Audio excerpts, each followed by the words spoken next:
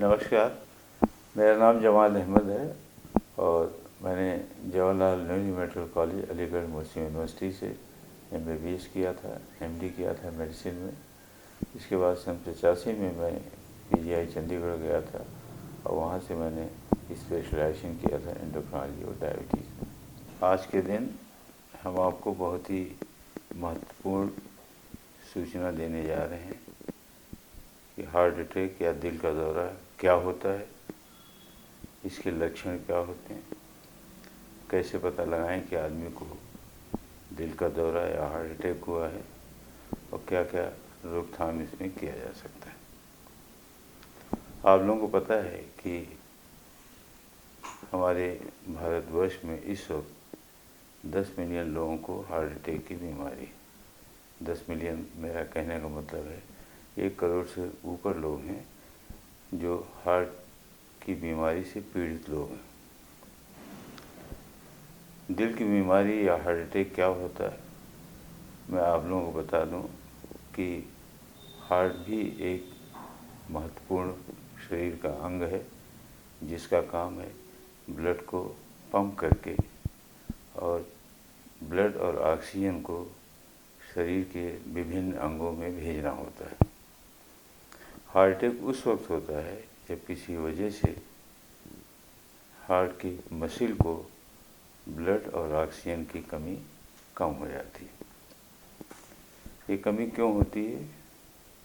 जब कोलेस्ट्रॉल या fat heart की धमनियों में या ब्लड वेसल आम आदमी से कहते हैं उसमें डिपॉजिट हो जाता है और अगर आहिस्ता आहिस्ता ये फैट या जिसको हम कोलेस्ट्रॉल कहते हैं ये डिपॉजिट होता रहता है और अगर किसी वक्त ये वहाँ से निकल के या रप्चर होके दूसरी जगह पहुँच जाता है तो खून का दौरा हार्ट की मसल को कम हो जाता है और मसल डैमेज हो जाती है। उस वक्त हम कहते हैं कि आदमी को हार्ट अटैक हो गया। हार्ट अटैक के में क्या सिम्टम होते हैं, क्या लक्षण होते हैं जिसमें आदमी पता लगाए उसको हार्ट की बीमारी है? 4-5 सिम्टम हैं जो बहुत ही महत्वपूर्ण सिम्टम हैं। जैसे सबसे कॉमन सिम्टम होता है पेन या दर्द, सीने में दर्द की शिकायत। और ये दर्द की शिकायत आमतौर से आप लोग जानते होते हैं कि आदमी टाई कहाँ पहनता है। टाई का एक हिस्सा उसके गले में होता है और टाई सीने के बीच से लटक के थोड़ा सा पेट के नीचे हिस्से तक जाता है। तो ज़्यादातर लोगों को जिनको दिल का पेन होता है ये ख़ास एरिया होता है, सीने के बीच का एरिया जहाँ पे आदमी को दर्द होता है। कभी कभी ये दर्द बाएं हाथ या दाएं हाथ में जाता है।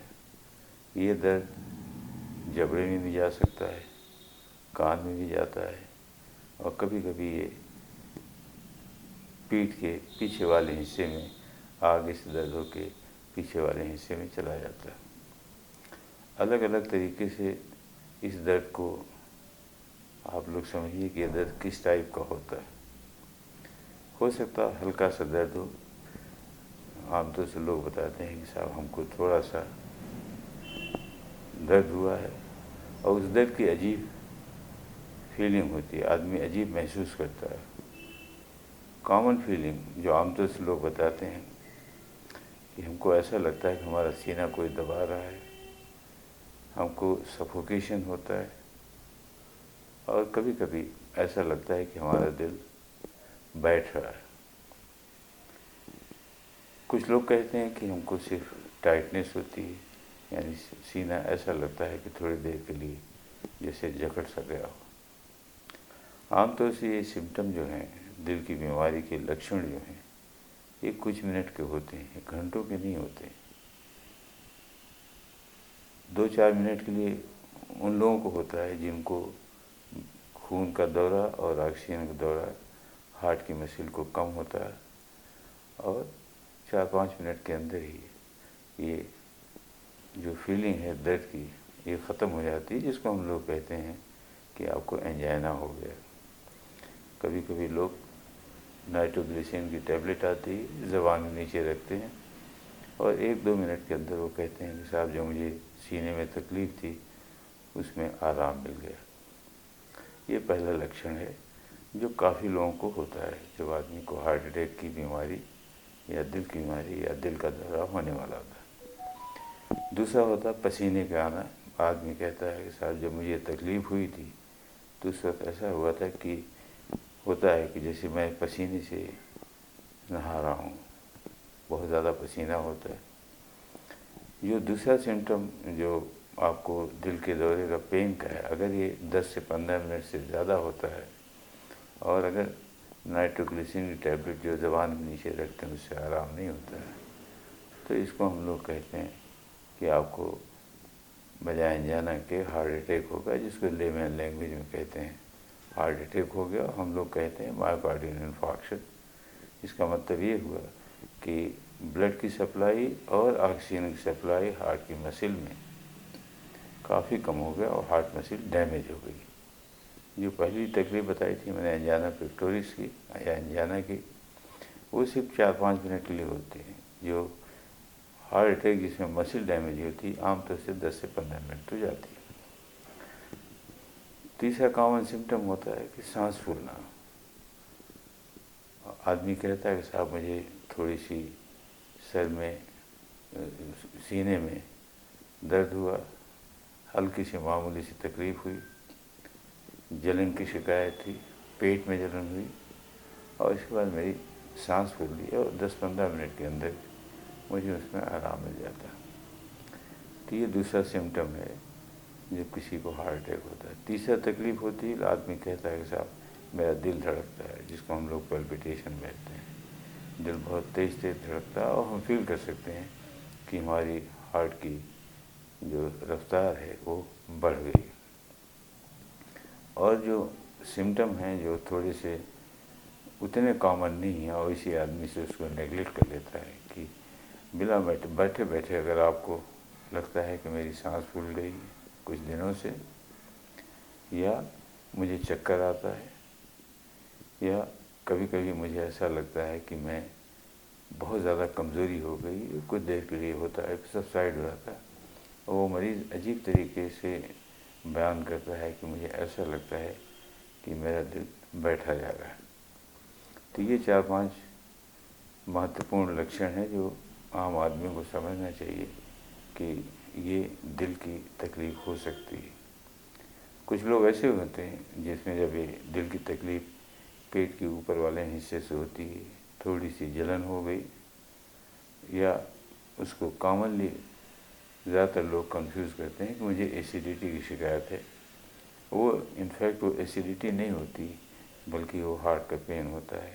تو اچھے خاصے لوگ اس سے کنفیوز کر جاتے ہیں کہ یہ ان کو ایسیڈیٹی ہے، اور زیادہ تر لوگ یہ کہتے ہیں کہ وہ اب ڈائجین یا کوئی ایسیڈیٹی کی ٹیبلٹ لے لیتے ہیں اور کہتے ہیں صاحب مجھ کو آرام ہو گیا۔ یہ ایک وارننگ سگنل ہے، اور زیادہ تر لوگوں کو جو ہارٹ اٹیک ہوتا ہے ان کو کافی دنوں سے یا کچھ ہفتوں سے اس ٹائپ کے سگنل ہوتے ہیں، اور یہ بیسیکلی یہ انجانا کے پین ہوتا ہے۔ تو اگر اس وقت آپ جانتے ہیں تو آپ کسی ڈاکٹر کو کانٹیکٹ کر سکتے ہیں۔ یہ لکشن ڈائگنوسس کے لیے 3-4 چیزیں ہیں، پتہ لگاتے ہیں کہ واقعی میں ہارٹ اٹیک ہے یا نہیں۔ پہلی بات یہ ہے کہ ہارٹ اٹیک کی ڈائگنوسس میں جو سب سے امپورٹنٹ چیز ہے وہ ہے کہ آدمی اپنی تکلیف کو بیان کیسے کرتا ہے، اور ڈاکٹر اس کی تکلیف کو سننے کے بعد ڈائگنوسس کر لے کہ ہارٹ اٹیک کے سمٹم ہو سکتے ہیں۔ آپ لوگ جانتے ہوں گے، لوگ کہتے ہیں کہ آپ ای سی جی کرا لیجیے، دل کی جانچ۔ اور ای سی جی کیا ہے؟ ای سی جی میں بیسیکلی ہم ہارٹ کی جو الیکٹریکل ایکٹیویٹی ہے اس کو ریکارڈ کرتے ہیں، اور یہ عام طور سے اگر پین ہے، اگر 10 منٹ کے اندر آپ نے ای سی جی کر لیا تو آپ کو ہارٹ اٹیک کے کچھ سمٹم مل سکتے ہیں، اور وہ سمٹم وہ ہوتے ہیں جس میں ہارٹ کی مسل ڈیمیج ہو جاتی ہے۔ اس کا مطلب ہے خون کا دورہ اور آکسیجن کی سپلائی عام طور سے پرماننٹلی ڈیمیج ہو گئی، پرماننٹلی اسٹاپ ہو گیا، ہارٹ مسل ڈیمیج ہو گئی، تو ای سی جی میں آ جاتے ہیں۔ کافی لوگوں میں ای سی جی 10 منٹ کے اگر اندر کر لیجیے تو آپ کو پتہ چل جاتا ہے کہ اس کو ہارٹ اٹیک ہو یا نہیں۔ कभी कभी ऐसा भी होता है कि आदमी को हार्ट का पेन हो रहा है और ईसीजी 24 घंटे तक नॉर्मल भी हो सकता है। लेकिन अगर आपको सस्पिशन है कि हार्ट अटैक है तो खाली ईसीजी नॉर्मल होने पे ये नहीं कहना चाहिए कि आपको दिल की बीमारी नहीं है। दूसरा टेस्ट, कुछ ब्लड टेस्ट होते हैं और ब्लड टेस्ट होते हैं, कुछ हार्ट की प्रोटीन होती है। जब आदमी को दिल का दौरा होता है वो प्रोटीन ब्लड के अंदर आ जाती है और ब्लड करके आपने उसको मेजर कर लिया। अगर वो प्रोटीन बढ़ी है इसका मतलब आपके हार्ट में से डैमेज हो गई, आपको हार्ट अटैक होता है। तीसरी जांच होती है जिसको हम लोग कहते हैं इकोकार्डियोग्राफी। और इकोकार्डियोग्राफी में जो हम पता लगाते हैं कि आपका हार्ट फंक्शन नॉर्मल है या नहीं, आपकी जो वॉल्व्स हैं वो ठीक हैं या नहीं, आपका हार्ट कितना ब्लड पंप कर रहा है और आपके हार्ट मसल डैमेज है या नहीं, या कोई पोर्शन हार्ट की मसल की डैमेज है, तो हम लोग इसको कहते हैं इकोकार्डियोग्राफी। तीसरा टेस्ट जिसको हम लोग कहते हैं कि एंजियोग्राफी करा लाइए। और एंजियोग्राफी बेसिकली क्या है, जिसमें आप एक डाई, जैसे आप लोग एक्सरे कराते हैं किडनी का या सीटी स्कैन कराते हैं या एमआरआई कराते हैं, तो वो डाई आप एक पैर की जो नली होती है उसमें इंजेक्ट करके और वो हार्ट की जो धमनियाँ हैं, ब्लड वेसल है, उसमें जाती और उससे पता चलता है कि हार्ट की जो आर्टरी जो सप्लाई करती हैं वो कहीं ब्लॉक्ड है या नहीं। और भी इस तरीके से हम लोग हार्ट की एमआरआई करते हैं, जिसे हम कहते हैं इमेजिंग टेक्निक, जिससे मैग्नेटिक फील्ड का इस्तेमाल होता है। मैं उससे ज़्यादा डिटेल में नहीं जानना चाहता, क्योंकि आप लोगों की सबसे ज़्यादा ज़रूरी चीज़ है कि आप कैसे पता लगे कि आपको हार्ट की बीमारी है या नहीं है। कुछ वजह होती है जिसकी वजह से हार्ट अटैक होता है, या आप कहते हैं कि कौन लोग ऐसे हैं जिनको हार्ट अटैक होने के चांसेस ज़्यादा हैं। हार्ट अटैक किसी भी उम्र पे हो सकता है।